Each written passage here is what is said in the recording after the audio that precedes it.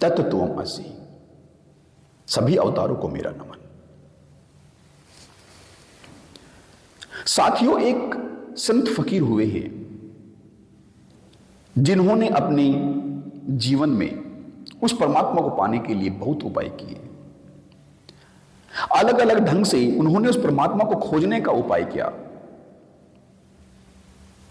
लेकिन अनेकों वर्षों बाद भी, 25-30 वर्ष के बाद भी वे उस परमात्मा को देख नहीं पाए, उसके दर्शन नहीं कर पाए, उसको अनुभूत नहीं कर पाए। तो वे बहुत परेशान हो गए।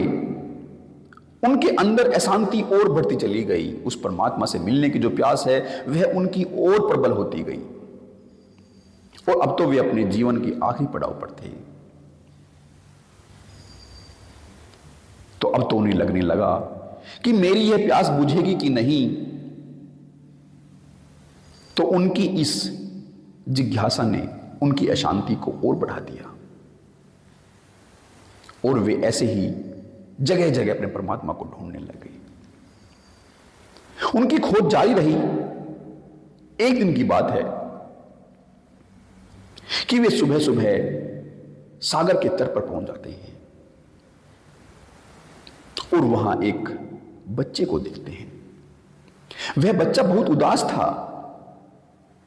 वे उस बच्चे से उसकी उदासी का कारण पूछते हैं। वह बच्चा उनसे अपनी जो बात होती है वह कहता है कि मैं इस पूरे सागर को अपने इस कटोरे में भर लेना चाहता हूं, लेकिन मैं बार बार ऐसा कर रहा हूं और यह सागर मेरे इस कटोरे में समा नहीं रहा है। और इस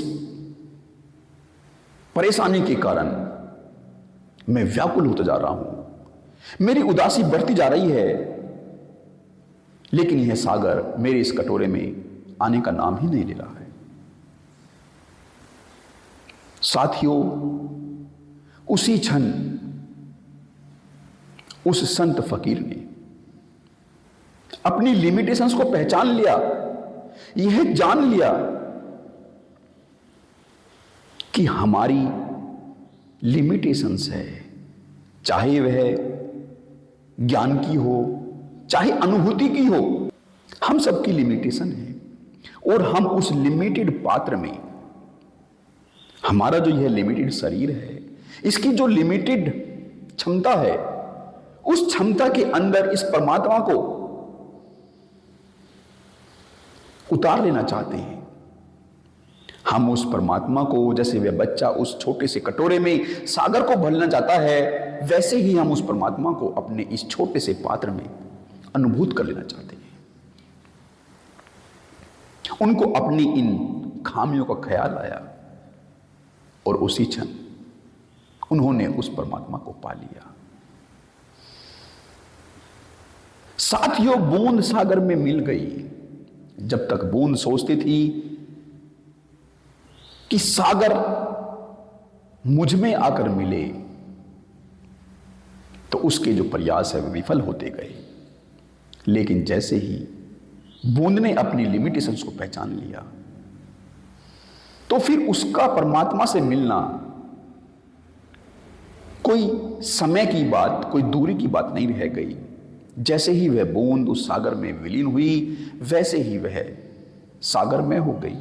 ऐसे ही व्यक्ति जब अपनी लिमिटेशंस को पहचान लेता है, और इस लिमिटेशन को पहचानने में अवश्य ही हमारी बुद्धि कार्य करती है, अदरवाइज हम अपनी लिमिटेशंस को पहचानेंगे कैसे? हमारे तर्क, हमारे जो बोध होता है, वही हमें अपनी लिमिटेशंस के प्रति आगाह करता है। और जब हम इसको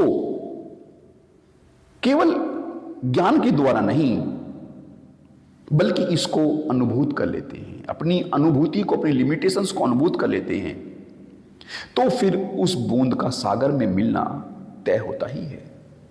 वह विलीन हो ही गई होती है। और उस विलीन होने में ही परमात्मा का जो स्वरूप है वह चारों तरफ विद्यमान हो जाता है।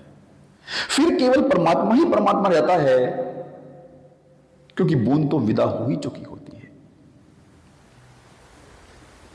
और यह जो बूंद के मिटने का क्रम है, यह किसी भी मार्ग से हो सकता है, लेकिन व्यक्ति को खुद को मिटाना ही होता है, उसको अपने अहंकार को मिटाना ही होता है।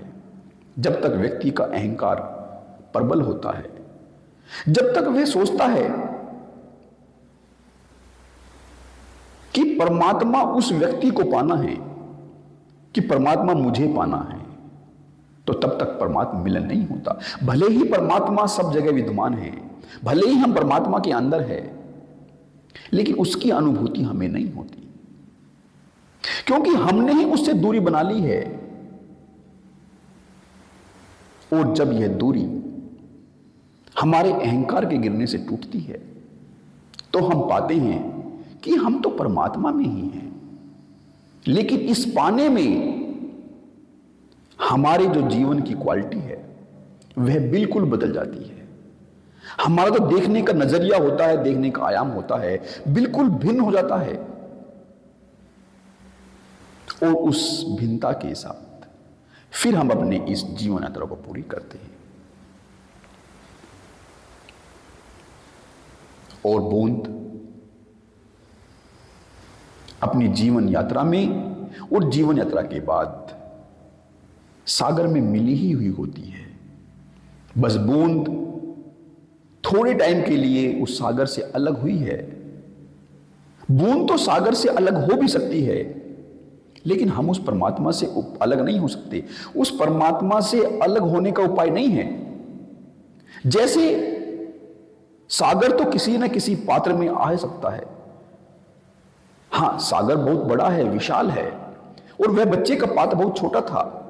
तो यदि वह पात्र इतना विशाल हो जाए, इतना विशाल हो जाए, तो यह तो सिर्फ क्वांटिटी का फर्क है, उसकी विशालता का फर्क है।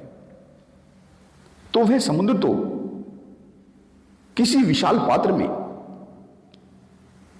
धरती के पात्र में आ भी सकता है, लेकिन हमारा उस परमात्मा से अलग होना संभव नहीं है।